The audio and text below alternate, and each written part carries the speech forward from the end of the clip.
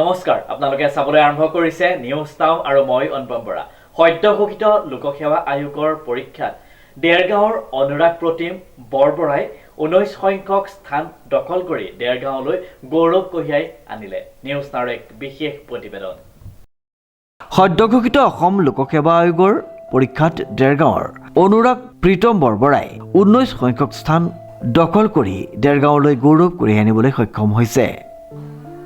মোৰ নাম শ্ৰী অনুৰাগ প্ৰীতম বৰবৰা।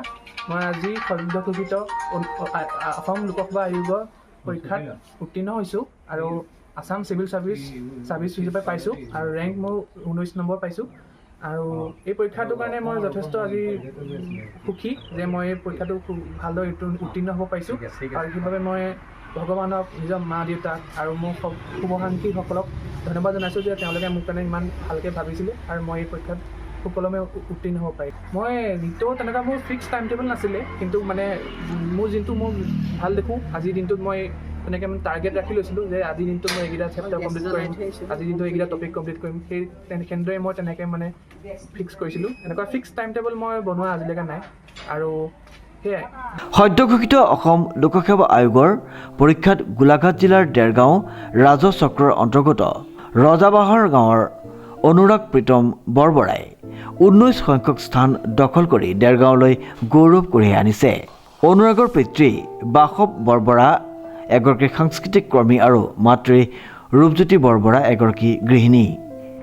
সফলতাক লৈ মই কি ক'ম নিজেই ভাবিব নাই, কাৰণ মই অতিকৈ আনন্দিত, অতিকৈ গৌৰৱান্বিত। মোৰ একমাত্ৰ ল'ৰা আৰু মই ভাবিছিলোঁ ই কিবা এটা ভাল অসম চৰকাৰৰ অধীনত কিবা এটা ভাল চাকৰি পালে আমিও গৌৰৱ কৰিব পাৰিম আৰু মন বহুত আনন্দিত হ'ম। আজি ভগৱানে চকু মেলি চালে আৰু তাক এই ACS-ত 19 নম্বৰ তাক উত্তীৰ্ণ হ'ল কৰাই দিলে। গতিকে ভগৱানৰ ওচৰত আমি কৃতজ্ঞ আৰু লগতে তাৰ শুভাকাংক্ষী সকলোৰে প্ৰতি আমি কৃতজ্ঞতা জ্ঞাপন কৰিছোঁ।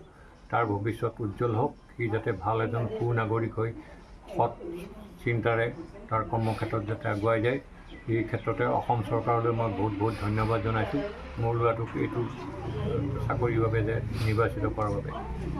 আজি আমি খুব আনন্দিত মাক দেউতাক হিচাপে। সি বহুত কষ্ট কৰিছিলে, আজি তাৰ সুফল পাইছে আৰু আমিও আনন্দিত সি যাতে ভৱিষ্যতে এজন ভাল অসামৰিক পদত জিলিকি যায়। সেইকাৰণে আমি বহুত তাক লৈ গৌৰৱান্বিত। দেৰগাঁৱৰ পৰা নৱজ্যোতি ভৰালীৰ এক বিশেষ প্ৰতিবেদন নিউজ নাও।